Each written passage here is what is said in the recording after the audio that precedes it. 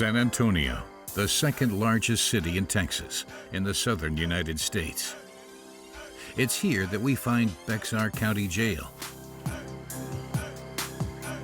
With 4,500 inmates, it is more densely populated than the Fleury-Mérogis prison in France, the largest prison in Europe. In the lead-up to their trials, inmates spend several months here. Most of them are adults, but one unit is reserved for juveniles. All of them are younger than 18.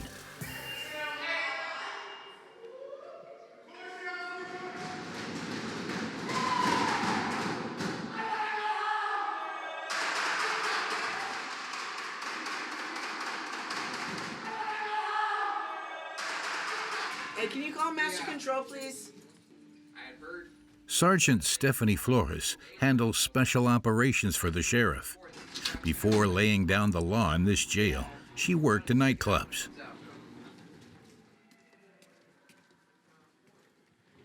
So, Sitting on my desk on my hey, sir, how are you doing? Can I speak with you later? You want to talk to me? Go ahead, talk to me now. No, it's about another officer. He assaulted me. He assaulted you, or did the floor assault you? He assaulted me. You can see it on camera. Okay. Yeah, you. Stephanie deals with this type of violence on a daily basis. Anything is possible, but whether it is, will I always believe my officers over the inmates? Absolutely. Legally, all of these inmates are innocent, but the conditions of their incarceration are very distressing. All right, go ahead. They love each other. However, love is not the reason these women are holding on to one another. It's cold? Yes. And that's why you are... Yes, we're trying to stay warm. They know that. Can we consider them still innocent? Yes, we can, but we do not treat them and such. In order for, they have come into this facility and we are not to make it a place in which they'd like to come back. It is not supposed to feel like it's a good and comfortable environment. It's supposed to feel like jail. When you're asking me to tell you whether you're innocent or not, the only thing I can do is point to this patch and ask them, what does this say? It says sheriff, it does not say judge, it does not say jury. It just tells me that this is my job. This is what I do. For Stephanie, there is no room for empathy here, not even for the mentally ill. You want me to open the door? Why? I'm sorry? Does my reality exist? Yes, absolutely, sir. Okay, I can't open the door. What? No, we're good. I gotta go. Yeah.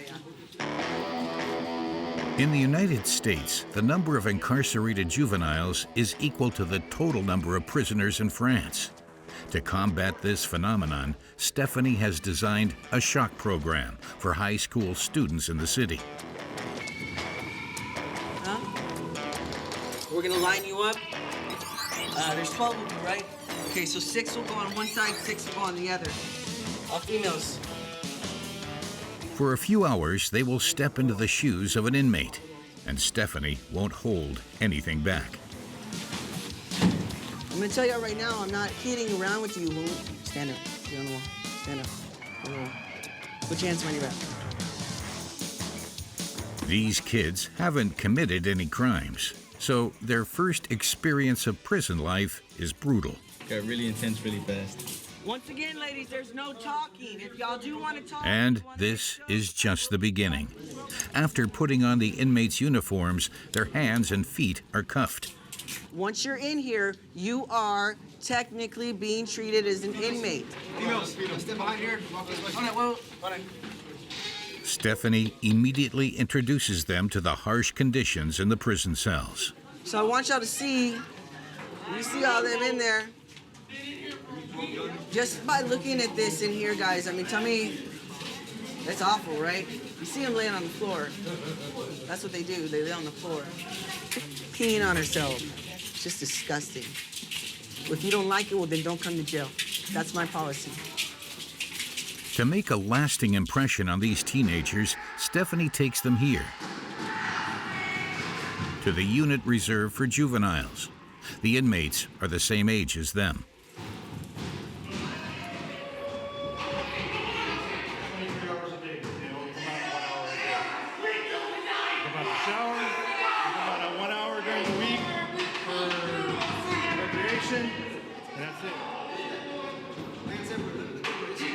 This recreation does not take place outside, but rather here in the unit's common room. And there's rules. That toilet may be for pee only, that toilet may be for pooping, that toilet may be for both. And if you break one of them rules, you're gonna get thumped for it. Be honest, they beat people up for going to the wrong bathroom. Come on, guys. No sun, no clocks. It's like Vegas, but not as fun. To keep tensions high, Stephanie has staged an emergency intervention for the students with the jail's special unit.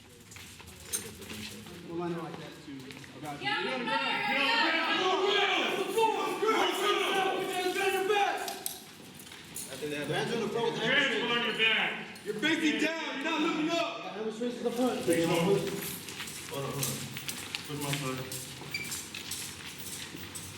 Let's go. Females first. First line, stay where you're at. This elite unit is trained to intervene during the most critical situations in the jail. Hey, you're not looking around, face the wall. I know. I'll give it a minute. Turn around and face these third officers. Corporal. With 16 years of experience, Lieutenant Spangler is in charge of the unit. These are my guys. If you want to fight somebody, they have no problem using force on you. Tasing you, pepper spraying you, pepper balling you. The chair. The chair. One way or another, you're going to do what we want. You ever seen someone hogtied before? We do that. We do that. For 2 hours, you'd be locked up like that, in a hog-tie position. If my lieutenant tells me I'm allowed to hog tie someone, it's like Christmas. Please. After spending more than 2 hours in the inmate's world, the experience has taken its toll on the students. It's a lot more intense than I expected. It's way different than what you see like on the TV or the cameras. You know, it's just hearing it, smelling it. It's all different. It definitely makes me want to stay on the right track and just, I don't ever want to be in here. The United States has the largest prison population in the world, with 2.3 million Americans behind bars. And children are included in this total. They can be imprisoned from the age of 10. You know, you cannot put a kid in jail. That's not right. Only 30% of minors are imprisoned for violent acts. Most are detained for smaller offenses, such as drug use.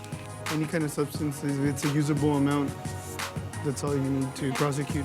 When they commit a serious crime, their age is no excuse. Children can be tried as adults and incarcerated alongside them. I don't want another 15-year-old to come into an adult correctional facility to deal with the nightmare that is dealing with the prison system. The prison conditions for young people are violent and end up causing them irreversible trauma. If these people had no mental health issues before they entered solitary, they do now.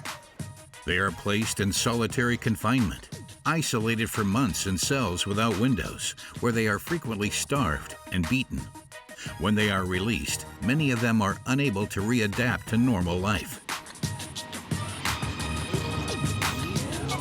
I feel like my childhood, my spirit died of me, you know. Some prisons use an alternative approach. We have to start treating kids like kids and not like inmates. But this is still a very rare approach. America has chosen to punish its youth the hard way, occasionally pushing fundamental rights to the limit. Here, there is no mercy for kids who do not respect the law. La Jolla, one of the poorer cities in Texas, situated at the Mexican border.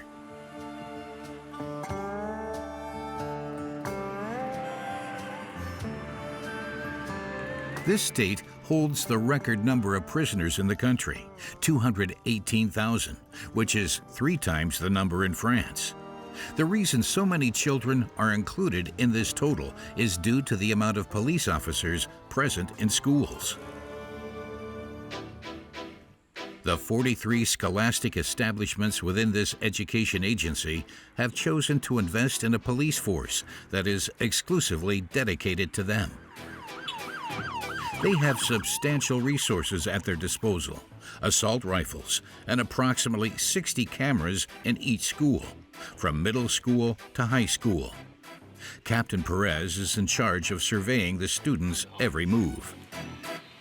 If I want to see what's going on at some of the other schools, I do have access. So all he has to do is just click and he can see what's going on. It can be bullying, it can be narcotics, it can be weapons, and in some cases it can be assaults.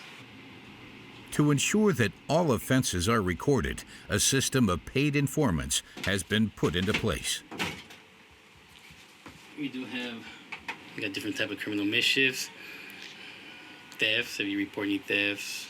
Information about a theft is worth $40, while information about a firearm is worth $200. With the help of this system, police officers make approximately 100 arrests per year, often for things which would not go beyond a disciplinary board in France. Okay, ma'am. Axel, Min, we're going to process him here. We're going to go through here.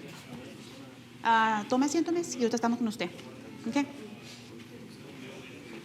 Go ahead. Stand by the wall. I'm going to take a quick picture. This 16-year-old is here for punching another student during a fight over a girl. A complaint has been lodged, so this young man will be treated like a criminal. Okay. You have the right to remain silent and not make any statement at all. Any statement you make may be used as evidence against you in court. I know what I did is wrong. Although there will be no prison sentence for him, this fight will haunt him for the rest of his life. It's going to be on file for there. Okay. With a criminal record, it will be difficult for him to get a school scholarship, a bank loan, or even a job.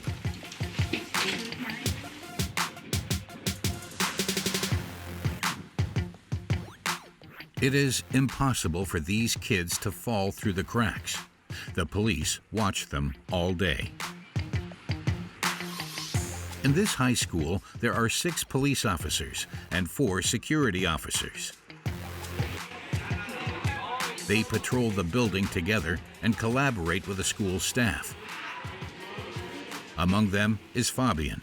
He has been working in this school for 3 years. Where are you going to here? Want to class? Take a minute. This morning, he is escorting this student to the school supervisor's office because she has skipped class. What's going on? Well, why are you in my office? No sé. You have no idea why our officer brought you in. So far, you've skipped 2 classes today. Can I trust you to show up?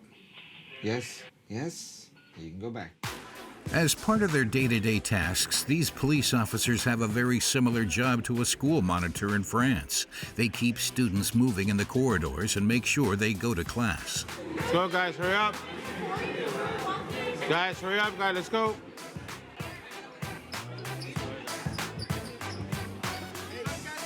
Let's go, guys. Hurry up. One. We're here to help the students and the staff to work together. Basically, at the end of the day, it's out for the kids, help them graduate. That's what we're here for. Nowadays, more than 40% of America's public schools have at least one police officer at their disposal. Their presence is mainly required due to the war against drugs that has been waging in schools since the 90s. Regular raids are organized in the schools at La Jolla by the police Canine Brigade.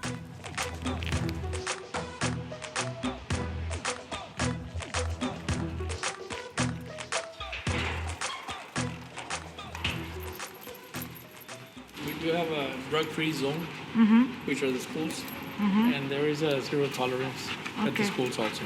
Any kind of substance, it's a usable amount That's all you need to prosecute. The principal of this high school fully endorses this policy. The police officers escort her to the classrooms. We always welcome them. Okay. It's always good to be here. Good morning, everybody. Sorry to interrupt. She supervises the searches in the classrooms. You all to please step out of the classroom.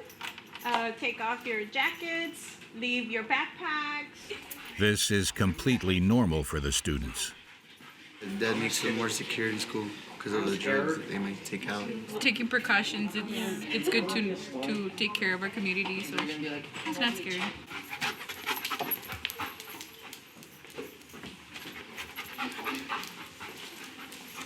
He's already been in the school district for about 4 years. He knows what to do. He'll go in through the desks and work the classroom. They didn't find anything this time, but drugs are the main reason for police interventions in the schools in this area.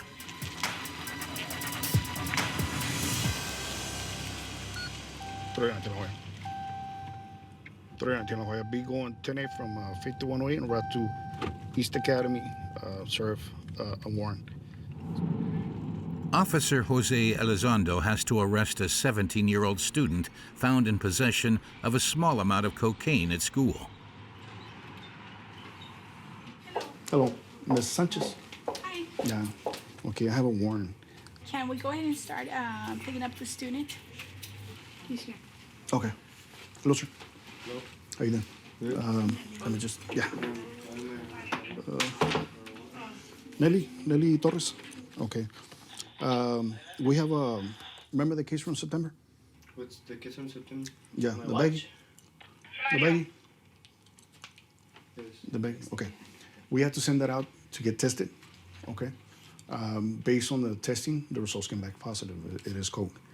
We're gonna have to take it to a judge, so the judge can review your rights, read you the charge, and everything. From there, we have to process you, take you to the county jail. Okay. The teenager is terrified. This is the first time that he has had a run with the police. Just have a seat. Don't freak out. There's nothing that you should worry about. It's just a process. Okay. Has my mom already been We're gonna call your mom right now. But it hasn't been done? No, but we're gonna call her. Can you call her right now? Yeah. The arrest is, regardless, is gonna happen. Whether your parents know or they don't know, or they answer or they don't answer. At this point in time, you're considered an adult. So you're not a juvenile anymore. In Texas, it is possible to arrest and imprison children from the age of 10. Once they have reached the age of 17, they are automatically tried and sentenced as adults. For the principal of this high school, this is completely normal. I think that they know what they're doing at this age. They do know what they're doing. They need to be responsible and held responsible. They need to have some consequences, because if we don't give them consequences, it's going to continue. The young man is sent to the county jail for a few hours to have both his photograph and his fingerprints taken. Are you scary? Yeah. Never done this. Never been through the process. He will be released this evening and will avoid jail this time, but a reoffense will put him directly behind bars. The United States is the only country in the world that has not adopted the UN Convention on the Rights of the Child, which gives the right to plead the defense of being a minor.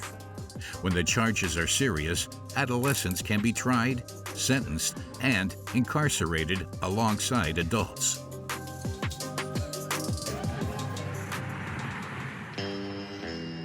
Brazoria, Texas, 500 kilometers north of La Jolla. This small town is known for its adult correctional facility, one of the oldest in the country. Austin Eversole was imprisoned here 10 years ago when he was only 15.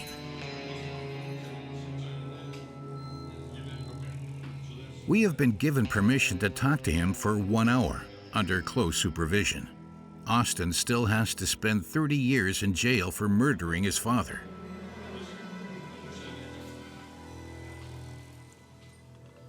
And I shot him because I thought seriously that my life was in danger, and he already had told me earlier in the day that he wanted to kill me, and he had a knife near him, so I snapped, and I wish I wouldn't have. Prior to committing the crime, Austin had already spent several years being beaten and humiliated by his father on a daily basis. Irrationally, I thought that by killing him, I would end the trouble and that I guess my life would be good. I don't know, this is the mind of an underdeveloped 15-year-old. However, it is at this age that his court-appointed lawyer makes him sign an agreement, sentencing him to 40 years in prison without a trial before a jury. This adult sentence sends him here to live among adult inmates. You're so young and you see these people, and a lot of the time you're like, oh, I want what he's got, or he's cool, or he reminds me of my dad, and that puts you in a trajectory to living a bad way because you're not around positive people. You're surrounded by criminals, people that are hardened, people that have been doing this, time after time. Statistics show that juveniles imprisoned with adults are 5 times more at risk of being raped, and their suicide rate is 10 times higher than the average prisoner. I don't want another 15-year-old to come into an adult correctional facility. I don't want that to happen to anyone else, for them and their family to deal with the nightmare that is dealing with the prison system. Austin will be released from prison when he is 55 years old.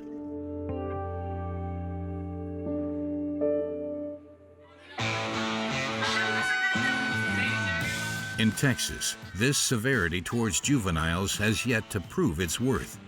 The rate of drug use continues to increase, and the reincarceration rate is at 42%. The zero-tolerance policy, which has been in place for approximately 30 years, is increasingly called into question.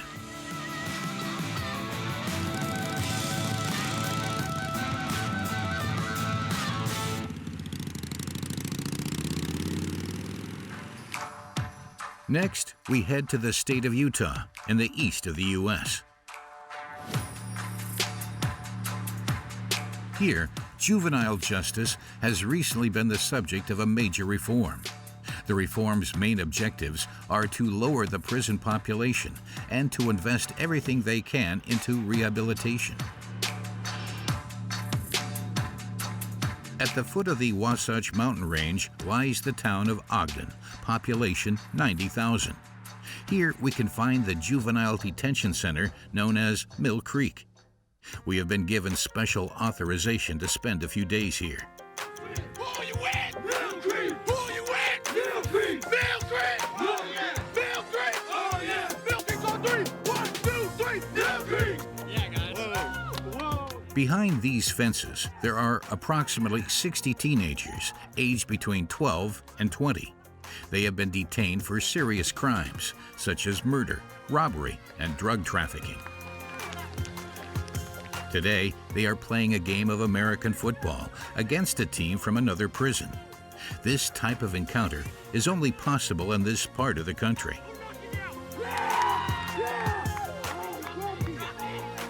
And it is thanks to the juvenile justice reform designed by Susan Burke. It's a really different approach. We have to start treating kids like kids and not like inmates. If we talk about kids as inmates, then we're going to treat them like inmates. If we talk about kids as young people here and giving them an opportunity to change, and then our attitudes will change about how we treat them. This is an ambitious mission, particularly since 90% of the inmates are members of gangs and sometimes rivals. And unlike in other prisons, these inmates are mixed, meaning there is constant tension. Because there was just a fight in the gym. I knew it. Shara has been working in the prison environment for 15 years. She knows that the other inmates quickly have to be separated to avoid trouble. Hey guys, can you line up, please? In the gym, 15-year-old John has just punched another inmate. He is here as a result of 67 counts of assault, and the staff find it very difficult to control him. It takes 6 people to do so.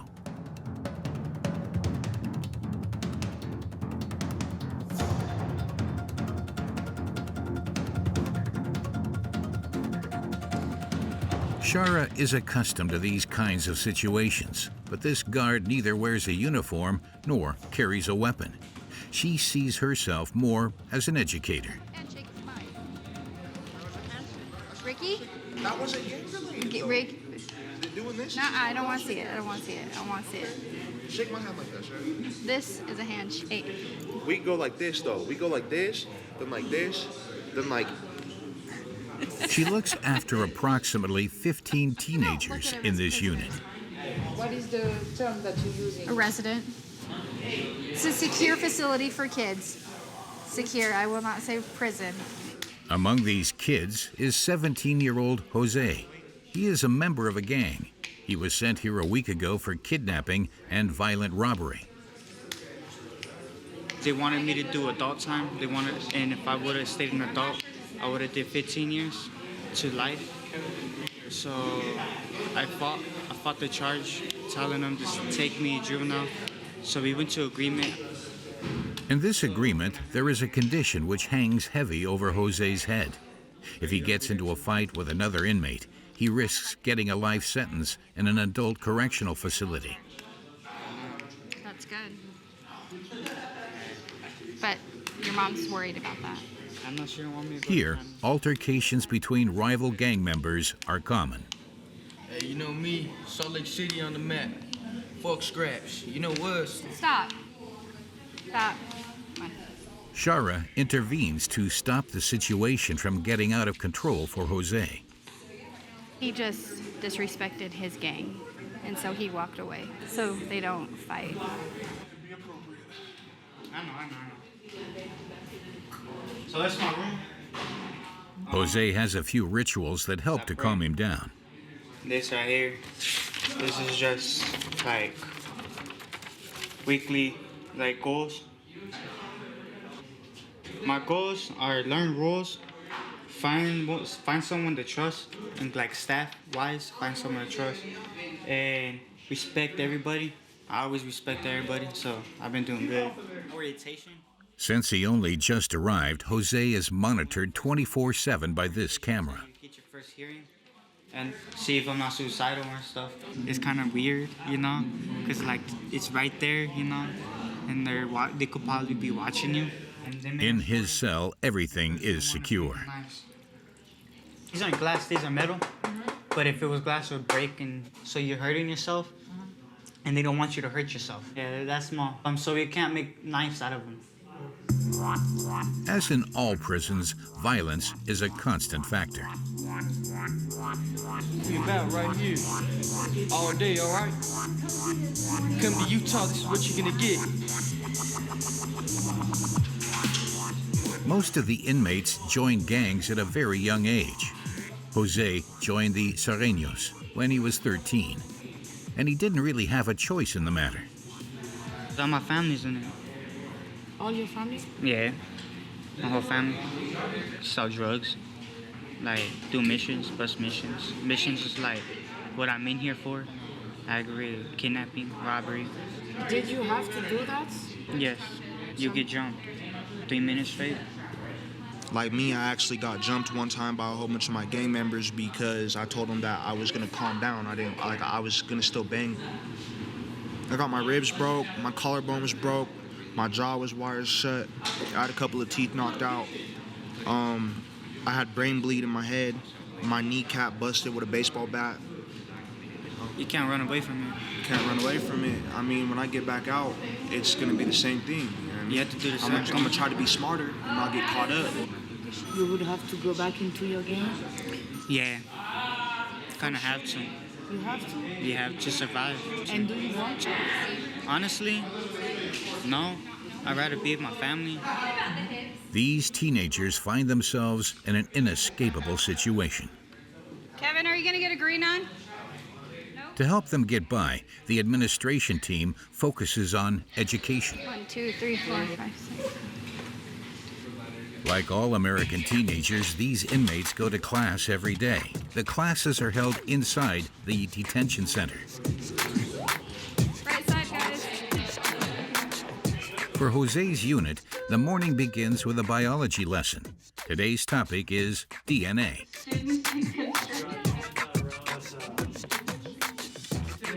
Yep, here you go. Give me your card. All organisms are made of cells. And their teacher, Mr. Thompson, has a few tricks to keep his students interested.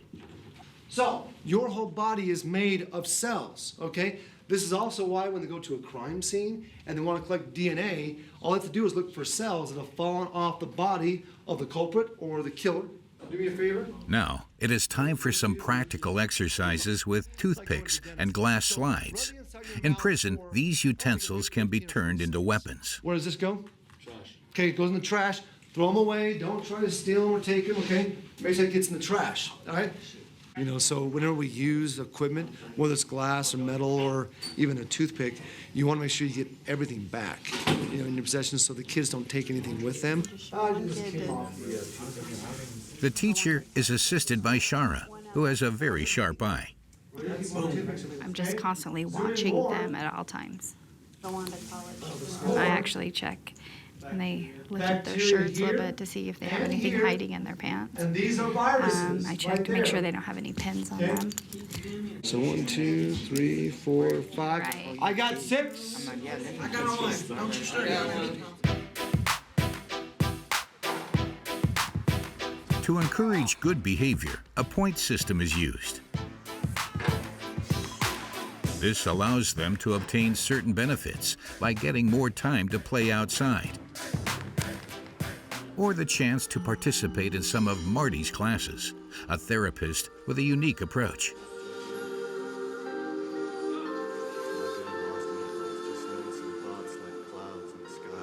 Whatever's happening in your environment from a place of peace and hopefulness and a place of respect, good things are likely to happen. Aside from meditation, Marty's most popular classes for the inmates are gym sessions.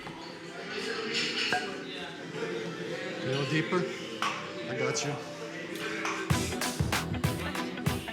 They all want an impressive build, to look imposing and gain respect.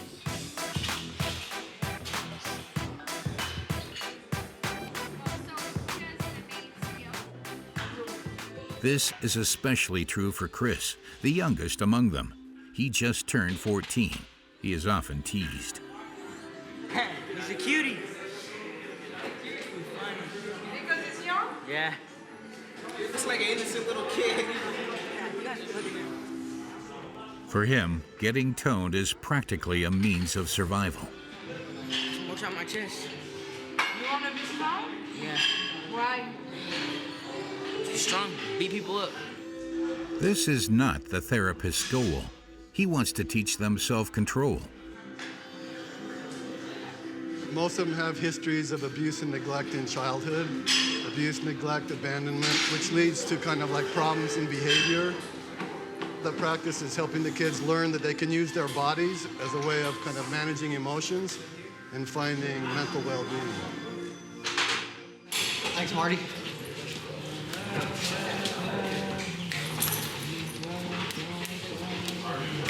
This new approach for keeping the young inmates disciplined seems promising.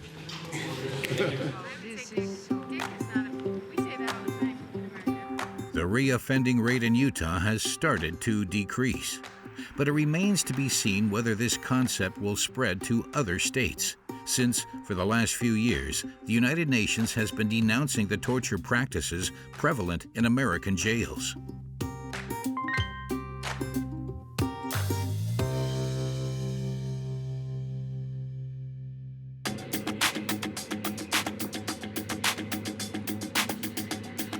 This is particularly evident in New York, where juveniles are still forced into prolonged solitary confinement.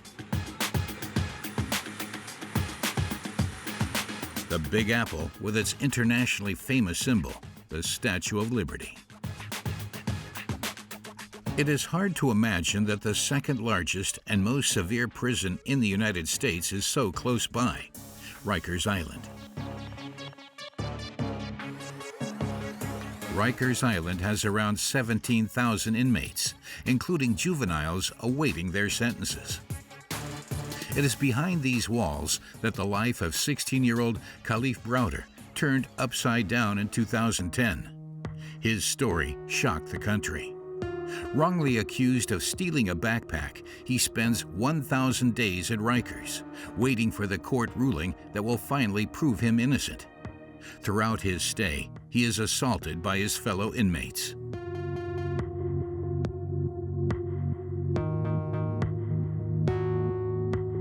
This footage shows a crowd of inmates beating him up.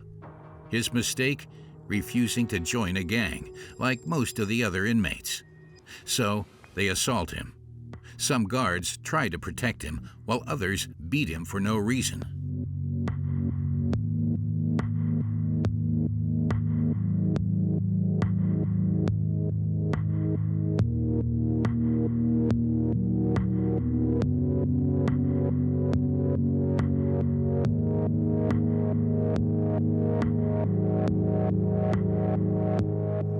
For his own protection, he is sent to solitary confinement, otherwise known as the hole. For 2 years, he spends 23 hours of his day in a cell the size of a parking space, with almost no contact with the outside. He tries to kill himself several times. 16-year-old Khalief Browder was walking home from a party in the Bronx when he was stopped by the police and arrested for robbery. After his release, his story captivates the media's attention. The country discovers the horrors of solitary confinement. What they do is they starve you, they won't feed you, and it's already hard in there because if you get the 3 trays that you get every day, you're still hungry because I guess that's part of the punishment. So if they starve you 1 tray, that could really make an impact on you. And how much were you starved? I was starved a lot. I can't even count. This happens every day, and I feel like this got to stop because I feel like there's a lot of people that's in there for stuff that they didn't do. The mayor of New York has promised to close Rikers Island within the next 10 years. Psychologically destroyed, Khalief Browder killed himself 2 years after his release from prison. In his memory, a road in New York is named after him.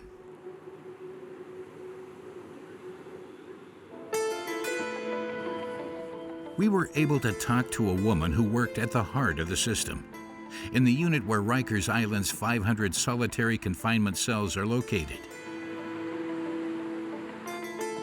Her name is Mary Busser. She worked there for 8 months as a psychiatric assistant, and what she saw there traumatized her for life. If these people had no mental health issues before they entered solitary, they do now. Often covered in blood from gouging their arms, from picking at veins on their body, blood-smeared walls, people just banging their heads and banging, and I would see bare skulls, people with makeshift nooses, people just babbling, just gone, incoherent, some people smeared in feces. And it was very obviously disturbing to see human beings in this type of a state. The consequences of solitary confinement are disastrous for mental health. To put it bluntly, it scrambles the brain. People become very depressed. They start to have imaginary conversations with the walls, with bugs on the walls, anxiety, great difficulty interacting with people when they've been in there for a while, removed from reality, plunging despair, people becoming suicidal. It is very extreme. Today, an increasing number of American states have restrictions on solitary confinement for juveniles, but a third of them still use it without limits.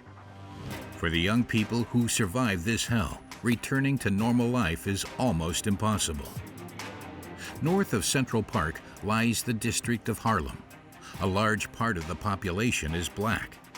This demographic is 5 times more at risk of being incarcerated than the white population.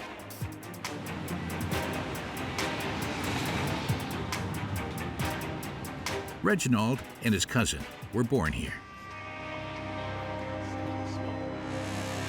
This is Harlem. This might be the best neighborhood in the 5 boroughs. You know, people like to dress. Not too much of that gangster stuff. You know, we don't do that over here. We don't play that. He never thought he would see Harlem again. Accused of murder at the age of 16, he spent 6 years at Rikers, half of which were in solitary confinement while he waited for his sentence. Yeah, no man. Yeah, I like this. I see you. After being proven innocent, he was released in February 2018, but he is struggling to readapt to life on the outside. Certain things out here can make me react to like I'm in a box, you know? I just can't get nervous. I can't be around a lot of people. Shaking people's hands and them touching me, I can't handle that. It's creepy to me, man.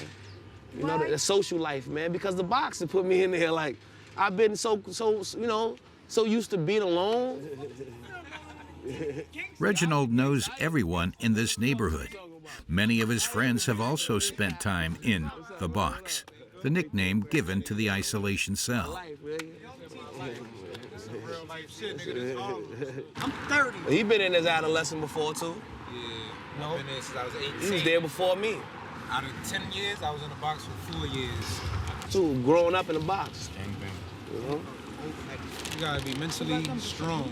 When you're mentally strong, you might kill yourself. My lawyer did, though. It's all rough 60 minutes. This is why a lot of people bug out in the box. There's always a lot of hostility, a lot of aggression because nobody wants to beat it. It's like a jail inside of the jail. You don't supposed to go super crazy, like local, or you lose your mind, like you eating feces and stuff like that. It happens all the time. I don't want nobody to experience that.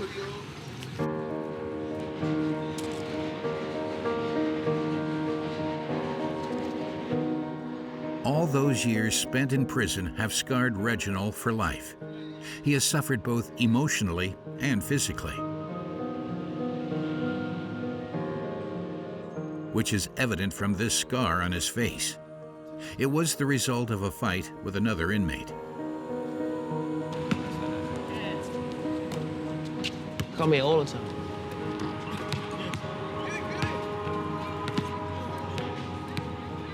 Do you ever play?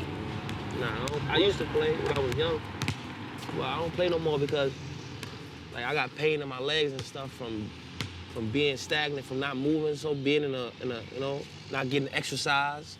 So I developed like a gap spacing in my leg. I had came out the box in a bang. Felt like something died of me. I feel like my childhood, my spirit died of me, you know. Happiness died of me. That's what I feel like.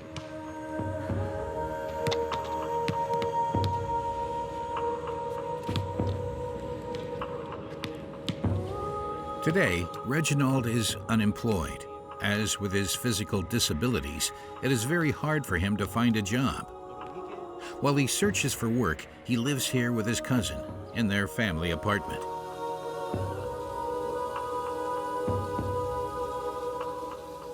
Like a third of the young people who have been in prison, he suffers from depression. The box of medicine on his shelf is always there to help him fall asleep. But what worries him the most is the anger inside him that he says never fades. Certain things that's not okay, it's okay, you know. To lash out, to beat on a gate and for attention, to act like animals, it's okay while you in there. But when you get out, you like, yo, I was just doing this, like, I can't believe that was me. I didn't want to be this person, this aggressive person, this, you know, this sometimes hateful person. You know, sometimes I hate things for no reason, man, and I don't understand why. I still feel 16. You know, I don't feel like I'm a grown man. You know, so I was lost. I'm lost. I'm still lost. Like, I never grew. You didn't give me a chance to grow in my mind. You know, you can't put no kid in there. You know, you cannot put a kid in jail That's not right. He's a cat. He's a child. Now he holds on to the hope of being awarded damages from the state of New York.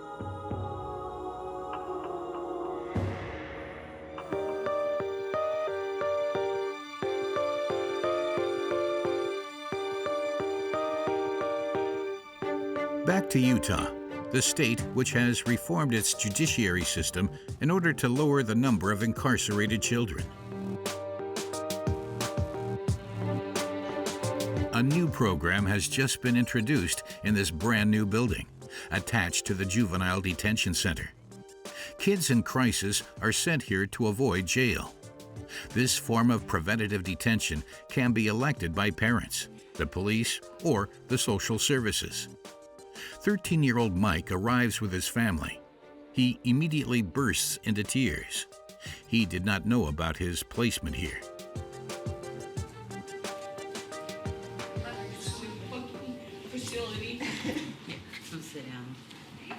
Unsure of how to deal with his behavior, Mike's mother and grandmother have chosen to send him to this secure center.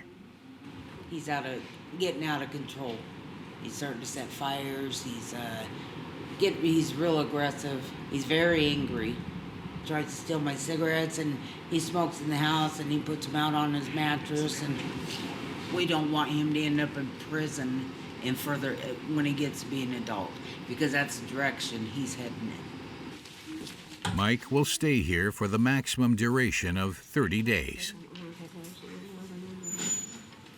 So our program, we have activities that if he wants to go to, that we would go to Archway and ask him if he wanted to go. They're voluntary, so we wouldn't force him into doing them. These are the rights and responsibilities of our program. Emotional regulation classes. Should I take them? These are our rules. Take them. Okay, I'll go to DBT. I'll lie here. Okay. I just wanted to make sure he was still because Mike has trouble breathing. He is very worried about being separated from his family. Although he is old enough to be detained here, he won't let go of his stuffed animals.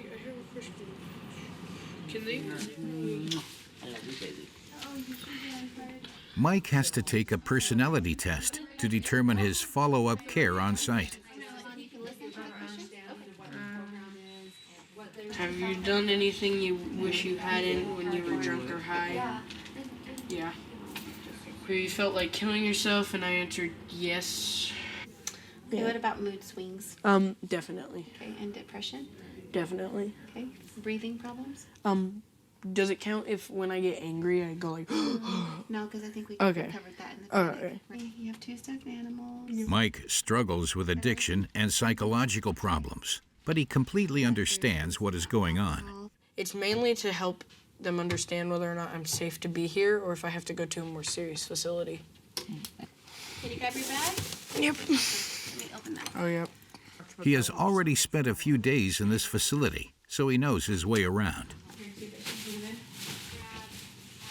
Some bedding for you? Sure. And then, can you show me? Yeah, there's, this is a wooden bed because they don't want kids, having metal beds because they can take the springs and injure themselves. And this is foam bed so kids can't use it to suffocate themselves, just like with the pillow. It's kind of like really small, like a cell. Mike's behavioral issues are linked, among other things, to his family situation. His father is an addict and is currently homeless. Do you know why you are angry? Because my dad's not in my life. Very sad. I'm not happy to be here, but I think it'll help. Are you afraid to go to jail? Yeah. Honestly, I am, because I feel like I might get beaten up. Also, you're not even allowed to have toothbrushes there because they can make shanks out of them, which is a knife.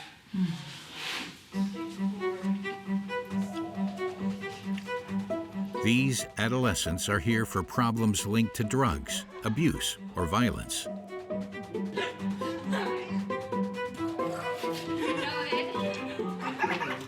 Mike has befriended 15-year-old Samantha. She is here to get away from her mother, who hits her.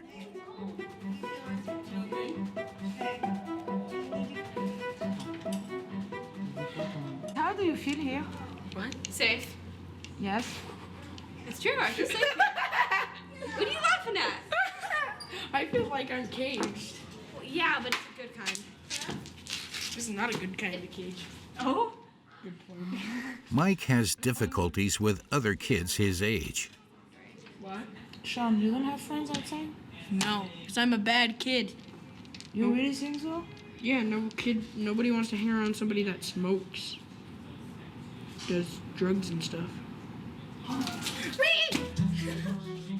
His struggle with addiction has little chance of improving due to the massive doses of medication he has to take. Every evening before bed, it's the same routine. Like in prison, Leslie checks to make sure he hasn't hidden the pills in his mouth. Okay, cough. Yeah. Cough that way. Okay. What kind of medication do you take? Sleeping, anxiety, depression, and anger. He takes 6 at night, and then he takes 4 in the morning. That's a lot. Yeah. In America, besides being detained, troubled teenagers are often treated with very strong medication that has numerous side effects. Does it help? No. How do you know? Because I don't think it does. Even so, he still asks for more types of medication. I have no melatonin here. We can ask the nurse tomorrow. I can't sleep without melatonin. Your room for a second. Melatonin is a medication which can help people to fall asleep. Thank you. So, Sean, I talked to Mom, okay? And Mom said you're going to be fine without it tonight. That's fucking bullshit. Okay. I can't sleep without it. She said you'll be fine, but she'll be in tomorrow. I'm not gonna sleep without it. I can't sleep. We'll just check him more often than we would, because he's not happy, and he could hurt himself. Only take one of those in your room. For almost an hour, Mike refuses to settle down. He does not give in. He wants melatonin right away. I have no clue what I'm going through. You're right, I so don't. be quiet. Feeling stuck, Leslie decides to call his mother. Hey, these are nice. Mommy, are you coming? Nice. Why the hell did you not bring them when it's your responsibility and your duty as a mother and a caretaker to bring me my medicine? You should feel guilty because you're the one who put me in here. Feel guilty. Mike finally falls asleep without melatonin at around 11 p.m. He is still monitored by the specialist from this program, but from home. He hopes never to have to return here.